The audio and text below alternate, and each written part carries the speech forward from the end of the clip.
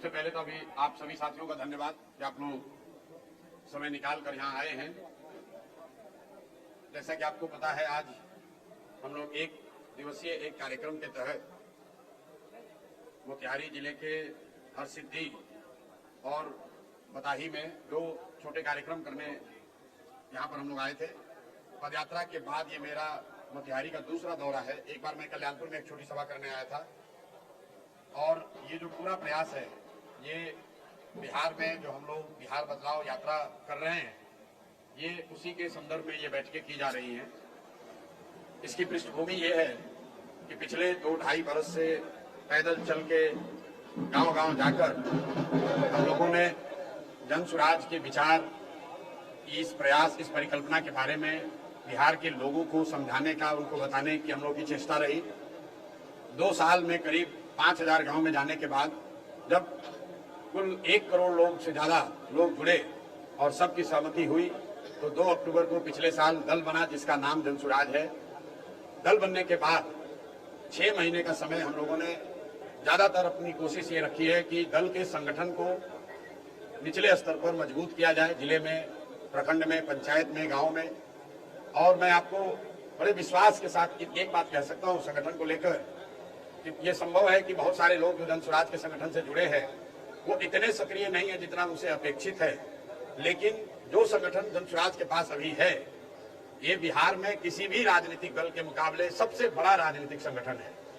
जन स्वराज एकमात्र ऐसा दल है जहां 243 के 243 विधानसभा क्षेत्रों में जो भी उससे संबंधित जिले हैं, प्रखंड हैं, पंचायत हैं, गांव हैं, वार्ड तक का संगठन हम लोगों ने बना लिया है।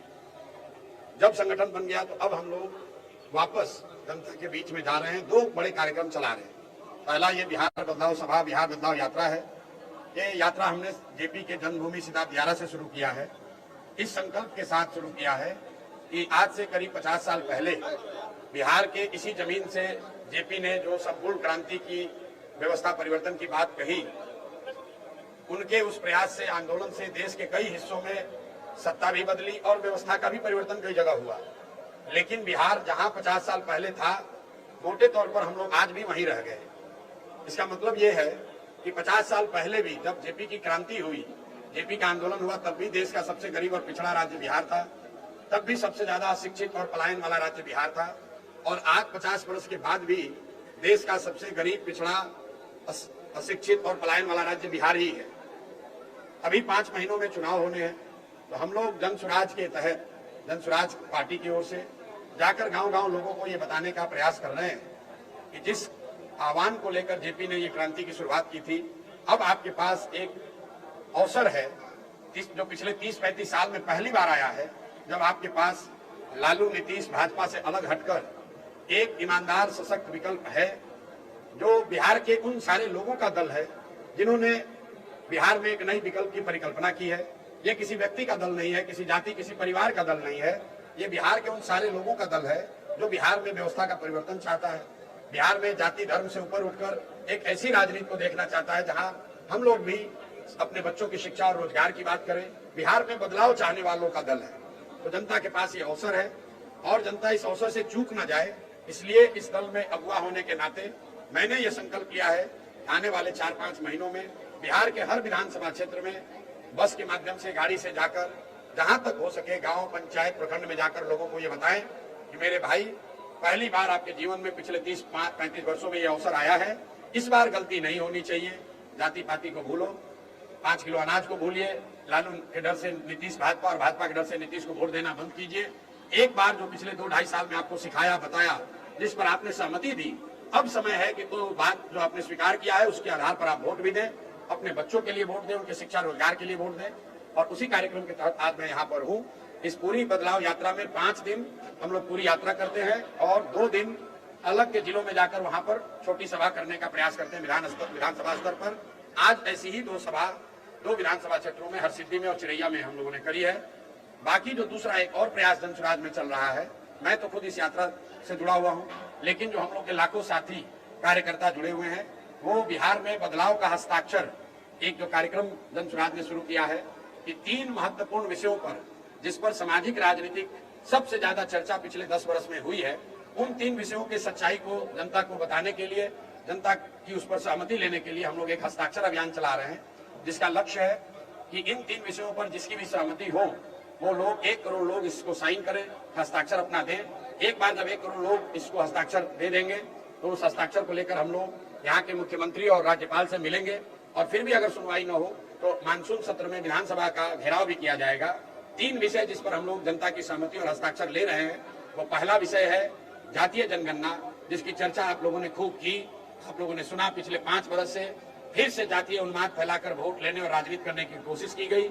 ऐसा बताया गया कि जातीय जनगणना होने से बिहार का भला होगा। जातीय जनगणना हो गई। होने के बाद सरकार ने घोषणा की, जिसको ज्यादातर आप लोग भी भूल गए हैं। नीतीश कुमार जी ने नवंबर 2023 में ये घोषणा की थी कि जातीय जनगणना में चिन्हित किए गए 94 लाख गरीब परिवार, उनको सरकार की ओर से 2-2 लाख रुपए की मदद दी जाएगी। विधानसभा के पटल पर नीतीश कुमार ने बयान दिया है, अपने ट्वीट के माध्यम से बताया। सरकार के नोटिफिकेशन में ये बताया गया कि जातीय जनगणना में जो 2 लाख परिवार गरीब 94 लाख परिवार गरीबी रेखा से नीचे पाए गए, उनको सरकार 2-2 लाख रुपए किस्तों में देगी, उनको आर्थिक मदद के तौर पर। जातीय जनगणना को हुए करीब 2 वर्ष हो गए और अभी तक किसी भी परिवार को हम लोग की जानकारी में 1 रुपया भी नहीं मिला है। दूसरा विषय है 2008 से सरकार एक योजना चला रही है कि दलित, महादलित और अति पिछड़ा समाज के भूमिहीन लोगों को 3 डिसमिल जमीन सरकार की ओर से दिया जाएगा, ताकि वो लोग प्रधानमंत्री आवास योजना में, इंदिरा आवास योजना में अपना घर बना सके। सरकार का दावा था कि इसमें सभी भूमिहीन, दलित, महादलित और अति पिछड़ा समाज के लोगों को मदद दी जाएगी। 15 वर्ष इस योजना के चलने के बाद कुल 2 लाख, सरकारी आंकड़ा बता रहा है कि 2,34,000 परिवारों को ही 3 डिसमिल जमीन मिली है। उसमें भी भारत सरकार के प्लानिंग कमीशन का कहना है कि 1,20,000 परिवार को जमीन सिर्फ कागज पर मिला है, उनको जमीन का पोजीशन नहीं मिला।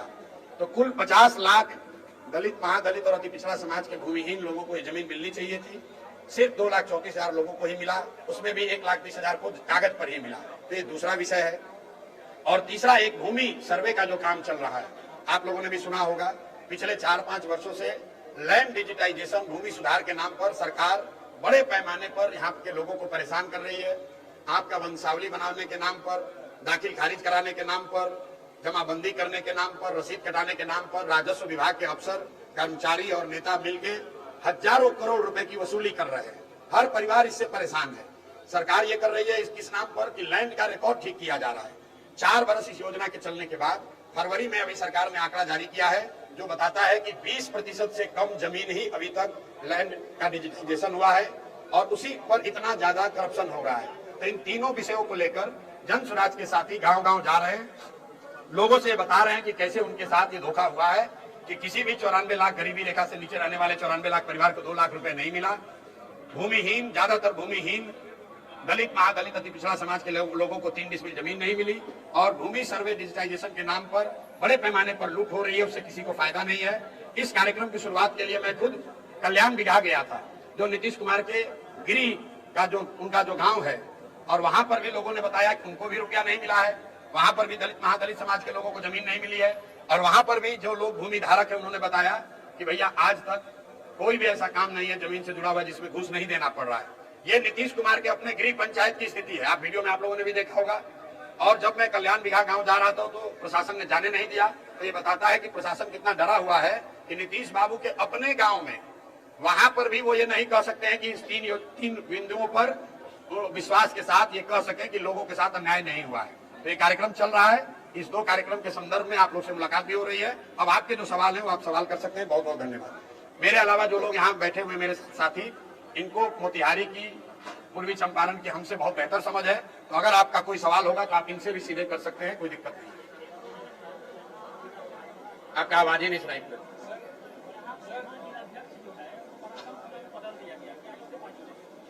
नहीं, बिल्कुल नहीं। इसलिए कि जन स्वराज में एक व्यवस्था है कि किसी भी पद पर व्यक्ति 1 वर्ष से ज्यादा नहीं रहेगा संगठनात्मक पद पे।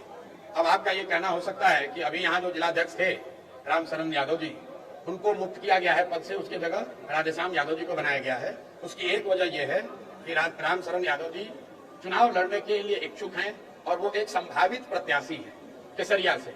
तो ये दल में ये बताया गया था कि जो लोग भी संभावित प्रत्याशी हैं, अभी वो सर्वे का काम चल रहा है।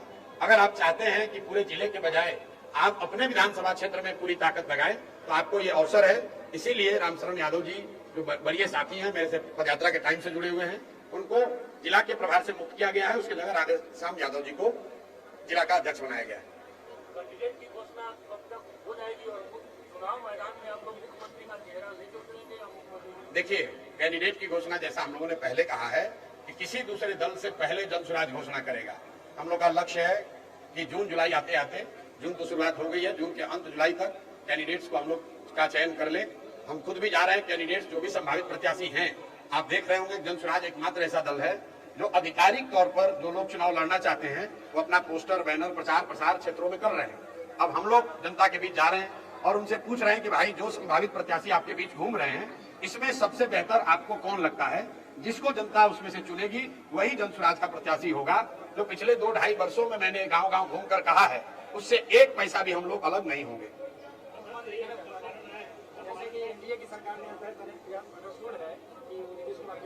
अंडरस्टूड है।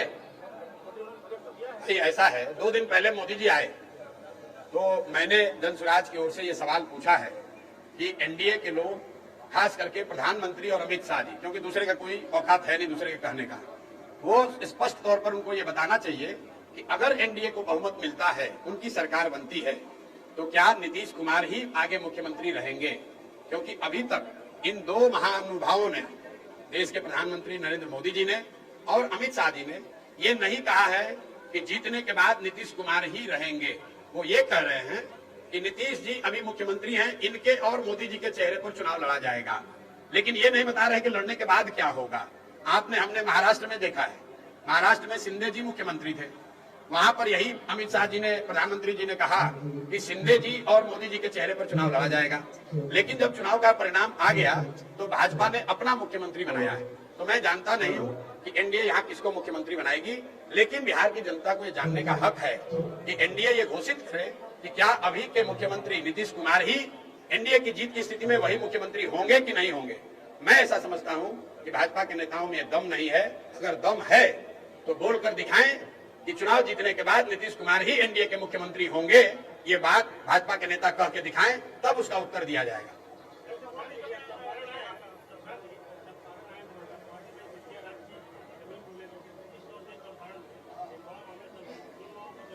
भाई बेतिया राज, सुनिए, बेतिया राज की जमीन का जो अधिग्रहण का मामला है, मैंने आपको बताया कि अभी जो सरकार है इसको चलाने वाला कोई मुखिया नहीं है। नीतीश कुमार शारीरिक और मानसिक तौर पे बिल्कुल सक्षम नहीं है मुख्यमंत्री पद पर बने रहने के लिए। ये बात हम लोग पिछले 3-4 महीने से कह रहे हैं। कई बार मैंने कहा भाई मेडिकल जांच कराकर बुलेटिन जारी करना चाहिए। चलो वो नहीं मानोगे तो अपने मंत्रिपरिषद के सदस्यों का नाम बता दो तो भी हम लोग जान जाए कि आप स्वस्थ हैं। आपने कल देखा कि मंत्रिपरिषद का साथियों का नाम तो छोड़िए, नीतीश कुमार देश के प्रधानमंत्री जो स्टेज पर बैठे थे उन्हीं का नाम भूल गए। आप जरा समझिए, हंसने की बात नहीं है। बिहार के सामान्य परिवार के लड़के अगर वो सिपाही बनना चाहते हैं, शिक्षक बनना चाहते हैं, तो उनका फिजिकल फिटनेस टेस्ट होता है, मेडिकल कराया जाता है। अगर आप फिजिकली मेंटली फिट नहीं है तो आप सिपाही मास्टर नहीं बन सकते हैं। लेकिन ऐसा कैसे है कि 13 करोड़ लोगों का मुखिया, सब आदमी ये कह रहा है भाई इनकी तबीयत ठीक नहीं है, फिर भी भाजपा वाले उन्हीं को थोपे हुए हैं। क्यों थोपे हुए हैं? ये आपके और समाज के चर्चा और उनके निर्णय का विषय है। मैं ऐसा समझता हूं कि चाहे बेतिया राज के अधिग्रहण का मामला हो, लॉ एंड ऑर्डर का मामला हो, या सरकार की ओवरऑल जो फंक्शनिंग है, इस सरकार का मुखिया शारीरिक मानसिक तौर पर फिट नहीं है। सरकार को मुख्यमंत्री नीतीश कुमार नहीं चला रहे हैं, 3-4 रिटायर्ड ब्यूरोक्रेट उनके सलाहकार हैं वो लोग चला रहा है, और 3-4 उगाही मंत्री है। मैं उनको कहता हूँ सब उगाही मंत्री है। जो 4-5 महीने बचे हुए हैं ये लोग लूटने में लगे हुए हैं। जिस सरकार का कोई मुखिया नहीं होगा उसमें इसी तरह के कानून बनेंगे, इसी तरह की गलतियां होंगी। आप देख रहे हैं कानून व्यवस्था की हालत, रोज मर्डर हो रहा है, रोज हंगामा हो रहा है। लेकिन आपने सुना कि नीतीश कुमार ने लॉ एंड ऑर्डर के रिव्यू के लिए कोई बैठक बुलाई है? क्यों नहीं बुलाया है? क्योंकि नीतीश कुमार को वो स्थिति ही नहीं है जो कोई बैठक बुलाए उस पर रिव्यू करे। आपने कोई नीतीश कुमार का पत्रकार वार्ता देखा पिछले 4-6 महीने में? आपने नीतीश कुमार को कोई भाषण देते सुना? भाई वो कागज लेके पढ़ रहे हैं, और जो पढ़ रहे हैं उसमें भी आधी बात गलत बोल रहे हैं। किसी के सर पर गमला रख दिया, किसी के कंधे पर हाथ रख दिया, किसी का नाम गलत बुला दिया। कभी राष्ट्र, ऐसा कैसे संभव है कि जो आदमी 20 वर्ष से मुख्यमंत्री है, राष्ट्रगान बज रहा है और आदमी ताली बजाने लगे बीच में? ये कोई नए व्यक्ति तो है नहीं। तो कहीं ना कहीं उनकी जो मानसिक हालत है वो स्वस्थ नहीं है, मानसिक तौर पर नीतीश कुमार स्वस्थ नहीं है। और मैं बिल्कुल इसको जिम्मेवारी से कह रहा हूं, अगर वो स्वस्थ हैं तो मेडिकल जांच कराइए, मेडिकल बुलेटिन जारी करा दीजिए। नहीं करा सकते हैं, अपने जितने मंत्री परिषद हैं, मंत्री परिषद के साथ ही एक कैमरे पर आकर उसका नाम बता दीजिए। अगर वो भी नहीं करना, आपने जो 5 आपके फेवरेट अफसर हैं, वो अफसरों का नाम बता दीजिए कैमरा पर। नीतीश कुमार को कोई बात याद नहीं है, ज्यादातर बात याद नहीं है, जो लोग लीक कर देते हैं वही वो पढ़ते हैं। नीतीश कुमार को चारों ओर से लोगों ने घेर रखा है ताकि ये पता नहीं चले जनता को कि इनकी असली स्थिति क्या है। बेतिया राज की जमीन का अधिग्रहण का मामला सरासर गलत है, क्योंकि जो ऑलरेडी जमाबंदी हो गया, जिस जमीन का रसीद कट गया, उसका आप कैसे अधिग्रहण फिर से कर लीजिएगा। लेकिन ये मामला सिर्फ बेतिया राज की जमीन का नहीं है, पूरे बिहार में 1/3 से ज्यादा जमीन का लैंड का ओनरशिप डिस्प्यूटेड है। आप बेतिया राज अधिग्रहण से पहले भी जब मैं पैदल चला हूँ तो पहाड़गंज में, गोविंदगंज में, अलीराज में सैकड़ों ऐसे लोगों से मिला हूँ जो जमीन को जोत रहा है, रसीद कटा रहा है, लेकिन वो जमीन को बेच नहीं सकता है, वो जमीन पर लोन नहीं ले सकता है। लोगों का बेटी का शादी है, उसकी जमीन है लेकिन वो बेच नहीं सकता है। ये परेशानी पूरे बिहार में है। मैंने आपको पहले ही कहा कि जमीन भूमि सुधार के मामले पर जनसुराज पहले ही राज्यव्यापी एक आंदोलन चला रहा है, और बेतिया राज अधिग्रहण का जो पूरा कानून आया है सरासर गलत है और हम लोग उसके विरोध में खड़े हैं। वक्फ बिल का संशोधन आए हुए जमाना हो गया, अभी तक आपको हमारे पार्टी का स्टैंड ही नहीं पता चला। सबसे पहले बिहार में, अरे भैया रैली जो निकाल रहे हैं वो निकाले, कानून तो बन गया। हम लोग इसके पक्ष में नहीं है, हम लोग इसके विरोध में है। क्यों विरोध में है ये समझिए। विरोध में इसलिए नहीं है कि ये मुसलमान का मामला है या हिंदू का मामला है, विरोध में इसलिए है कि आजादी के समय जो इस देश के फाउंडिंग फादर्स ने कुछ बेसिक प्रिंसिपल्स तय किए थे समाज के विभिन्न वर्गों के लिए, जो वादे किए थे, अगर उसमें कोई आमूलचूल परिवर्तन लाया जा रहा है, संविधान में कोई आमूलचूल परिवर्तन लाया जा रहा है, तो जो भी सरकार या दल वो परिवर्तन ला रही है, उनकी ये जिम्मेवारी है कि जो वर्ग उससे अफेक्टेड है उसको विश्वास में ले। आप वक्त की बात कर रहे हैं, देखिए देश में कृषि कानून लाने की कोशिश की गई, कानून बनाया गया, लेकिन जो बहुत बड़े संख्या में किसान थे वो सहमत नहीं थे, तो अंततः सरकार को कानून वापस लेना पड़ा। किसी भी वर्ग के लिए अगर आप इस तरह का कानून बना रहे हैं जिससे वो वर्ग संतुष्ट नहीं है या उसको कॉन्फिडेंस में आपने नहीं लिया है, तो उसका विरोध होगा ही होगा। तो वक्फ बिल बीजेपी वाले इसलिए नहीं लेकर आ रहे हैं कि वक्फ में वो सुधार चाहते हैं या उसमें ट्रांसपेरेंसी लाना चाहते हैं। कई लोगों को ये भी लग रहा है कि उनका जमीन लेने के लिए किया। मैं आपको ये भी कह रहा हूँ कि भाजपा वालों को वक्फ के जमीन में भी इंटरेस्ट नहीं है, उनका बस इंटरेस्ट इतना है कि हिंदू मुस्लिम की बात चलती रहे, हर 6 महीना पर एक नया चीज ले आता है। आप बताइए, सीए एनआरसी का कानून लाया गया, सीए एनआरसी का कानून आया तो पूरे देश में बताया कि हम लोग जो मुस्लिम घुसपैठिए हैं इसको हटाएंगे। फिर जब हल्ला हंगामा हुआ तो कहा नहीं, अफगानिस्तान, पाकिस्तान और बांग्लादेश में जिन हिंदुओं पर अत्याचार हो रहा है उनको लाकर नागरिकता देंगे। देश में इतना बवाल हुआ। आप जरा पूछिए, आज 3 वर्ष हो गए उस कानून के बने हुए, मुसलमानों को कितना हटाया गया, कौन शरणार्थी को हटाया गया, आतंकवादी को हटाया गया, वो छोड़ दीजिए। कितने हिंदुओं को भारत में पाकिस्तान, अफगानिस्तान, बांग्लादेश से लाकर नागरिकता सीए एनआरसी में दी गई है, यही पूछ लीजिए। उस चीज को भूल गए, क्योंकि सीए एनआरसी वो हिंदुओं के लिए नहीं लाए थे, वो मुसलमानों के लिए नहीं लाए थे। बंगाल में चुनाव जीतना था, 1 करोड़ वहां पर दलित समाज के लोगों का वोट लेना था, उनको बरगलाने के लिए पूरे देश में सीए एनआरसी का बखेड़ा खड़ा कर दिया। तो आज वक्फ का कानून वो हिंदू मुसलमान के लिए लेकर नहीं आए हैं, इसलिए लेकर आए हैं कि अभी चुनाव है, सारा हिंदू मुसलमान हो जाए, सब लोग उसी नाम पर वोट दे दे। ना उनको हिंदू से मतलब है ना मुसलमान से मतलब है, उन्हें खुद से मतलब है। आप बताइए, अभी सेना का ऑपरेशन हुआ, अभी हमको कोई बताया, भाजपा वाला कह रहा है कि अब सिंदूर, भाजपा के लोग घर घर सिंदूर लेकर जाएंगे। तो हमने कहा भाई, बिहार की महिलाओं के पास तो सिंदूर पहले से है, बिहार की महिलाएं सिंदूर अपने जो पति हैं उनसे लेना चाहती है, भाजपा के नेताओं से नहीं लेना चाहती है। बिहार की महिलाएं भाजपा के या जो भी नेता है उससे अपने बच्चों के लिए शिक्षा रोजगार चाहती है, सिंदूर नहीं चाहती है। सिंदूर तो लोगों के पास पहले से है, तो डर के मारे अभी आज हमको किसी ने बताया कि अपना अभियान वापस ले रहा है, ये लोग लेकर जाए तो पब्लिक डंडा लेकर मारेगी इन लोगों को। अरे भाई, सिंदूर आपका पति लेकर आता है, सिंदूर जिससे आपकी शादी होती है वो देता है, ये हिंदू धर्म के पुरोधा माने जाते हैं। आप बताइए, सिंदूरदान होता है शादी में, उस समय वो एक पायस चीज है, और एक व्यक्ति जिसको आप जीवन साथी बना रहे हैं वो आपको सिंदूर देता है। ये कोई राजनीति का विषय थोड़ी है कि सिंदूर का डिबिया लेकर किसी के घर पहुंच गए, अब पहुंच गए तो पब्लिक मारेगी 4 लाठी। ये जब भी कोई चुनाव आया तो एक नया सगुफा छोड़ दिया। अरे भाई, ऑपरेशन सिंदूर हुआ, अब सिंदूर लेके घर घर जा रहे हैं, किस बात के लिए? महिलाएं यहाँ शिक्षा मांग रही हैं, अपने पति जो जाकर गुजरात में, पंजाब में मजदूरी कर रहे हैं उनको बिहार में वापस बुलाना चाहती हैं। अगर आपको उनके सिंदूर की चिंता है तो बिहार में जितने 50 लाख लड़के गए हैं पलायन करके, उनको वापस यहाँ रोजगार दे दीजिए, महिलाएं बहुत खुश हो जाएंगी, आपको वोट भी देगी और जन स्वराज वाले उनका समर्थन भी करेंगे। वो तो आप कर नहीं रहे। आप, मोदी जी आए, देखिए आप लोग पत्रकार लोग हैं, मोदी जी आए मधुबनी में तो कहा कि सहरसा से बॉम्बे जाने के लिए एक नई वंदे भारत ट्रेन यहाँ से खुलेगी, जिससे श्रमिक परिवार के बच्चे आराम से यहाँ से गुजरात जा सकेंगे। देखिए बिहार के लोगों की क्या दुर्दशा है, और इस पर हम लोग ताली बजा रहे हैं। और पत्रकार लोग लिख रहा है कि मोदी जी ने 3 ट्रेन का अनाउंसमेंट किया है। अरे भाई, मोदी जी ये कह रहे हैं कि फैक्ट्री लगेगा गुजरात में और बिहार के बच्चे मजदूर बनकर गुजरात जाते रहे, इसके लिए एक और हम लोग नया ट्रेन दे रहे हैं। हम इसका विरोध करते हैं। हम उन नेताओं में से नहीं, हम कहेंगे बड़ा अच्छा हुआ एक वंदे भारत ट्रेन खुली है। हम लोग ऐसा ट्रेन नहीं चाहते हैं जहां से बिहार के बच्चे जानवरों को, जिन ट्रेनों में बिहार के बच्चे जानवरों की तरफ बैठकर मजदूरी करने के लिए बॉम्बे और गुजरात जाए। हम लोग वो ट्रेन चाहते हैं जहां से यहाँ से हम लोग सब्जी फल उगाएं और उन ट्रेन में भरकर भेजें। आज हमको कोई बता रहा था लीची के लिए कि भैया 3 गो बोगी लग रहा है वो ट्रेन में, पहले 1 बोगी लगता था, 3 बोगी लग रहा है। लीची इस बार ज्यादा हुआ है। हम लोग तो ये चाहते हैं कि पूरा का पूरा रेक यहाँ से लीची जाए रेफ्रिजरेटेड ट्रेन से। हम लोग अपने बच्चों को मजदूर बनाकर ट्रेन में नहीं भेजना चाहते हैं, और ऐसे ट्रेन का कोई सम्मान नहीं है।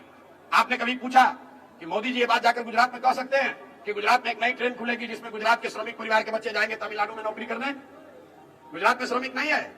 गुजरात के आदमी ये मोदी जी कह सकते हैं गुजरात में जाकर कि भाई जितने गुजरात के लोग हैं, श्रमिक परिवार के लोग, ये लोग ट्रेन में जाएंगे तमिलनाडु और बॉम्बे में, महाराष्ट्र में नौकरी मजदूरी करने। एक आदमी गुजरात में उनको वोट नहीं देगा। अब बिहार में इतना लोगों को बेवकूफ बना रहे हैं, क्या कह रहे हैं कि श्रमिक परिवार के लिए ट्रेन देंगे। अरे भैया, हमको ट्रेन नहीं चाहिए। ये बताइए कि 1,25,000 करोड़ का जो पैकेज अनाउंस किए थे, हाथ उठा के 60,000 करोड़ दूं कि 80,000 करोड़ दूं, 80,000 करोड़ दूं कि 1 लाख करोड़ दूं, तो भाई 1,25,000 करोड़ रुपया दे रहा हूं। आप लोग जरा बताइए कि 2015 से मोदी जी की सरकार है देश में, एनडीए की, और बिहार में भी एनडीए की सरकार है। तो भाई 2 ही बात हो सकती है, या तो मोदी जी ने 1,25,000 करोड़ रुपया भेजा नहीं, या दूसरी बात यह हो सकती है कि उन्होंने पैसा भेजा, यहाँ एनडीए के उनके साथियों ने उसको लूट लिया। क्योंकि जमीन पर तो हम लोग को 1,25,000 करोड़ का कोई काम दिख नहीं रहा है। तो जवाब वो नहीं देने के बजाय अब कह रहे हैं कि घर घर सिंदूर लेके जाएगा। अरे भाई, सिंदूर का कौन मांग कर रहा है यहाँ पर? हम लोग नौकरी चाहते हैं, हम लोग शिक्षा चाहते हैं। सिंदूर का डिबिया जो जिसको जीवन साथी चुना है वो सक्षम है मजदूरी करके भी वो अपने जीवन साथी के लिए सिंदूर ला सकता है। उसके लिए मोदी जी और भाजपा के कार्यकर्ताओं को चिंता करने की जरूरत नहीं है।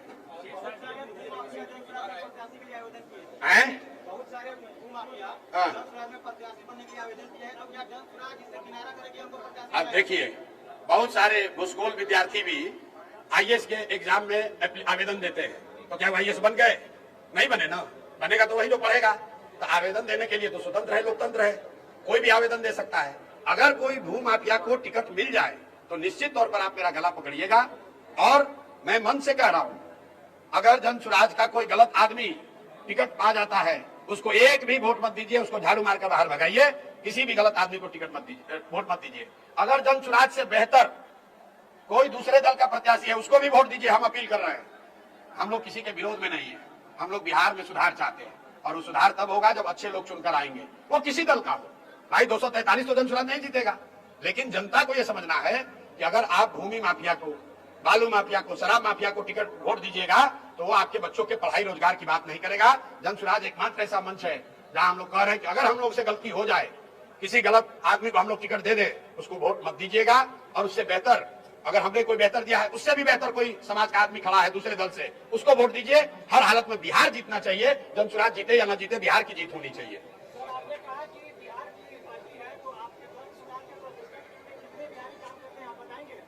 जन सुराज के पहली बात तो कोई जन सुराज का प्रोफेशनल टीम नहीं है।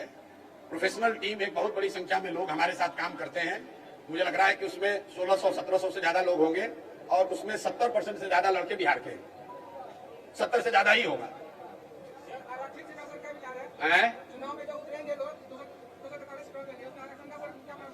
आरक्षण का क्या प्रावधान है?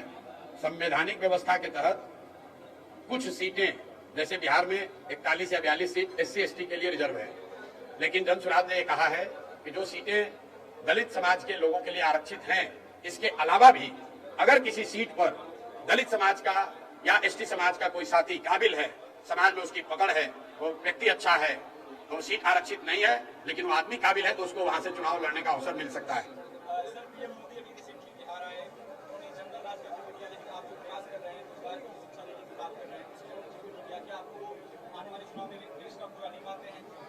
नहीं, आपने कहा मोदी जी के पास कहने के लिए है क्या? भाई मोदी जी, भाई ऐसा है, अगर मोदी जी ये कह रहे हैं, आप कह रहे हैं कि मोदी जी ने शिक्षा रोजगार की बात नहीं की, ये तो उनका चरित्र दिखाता है।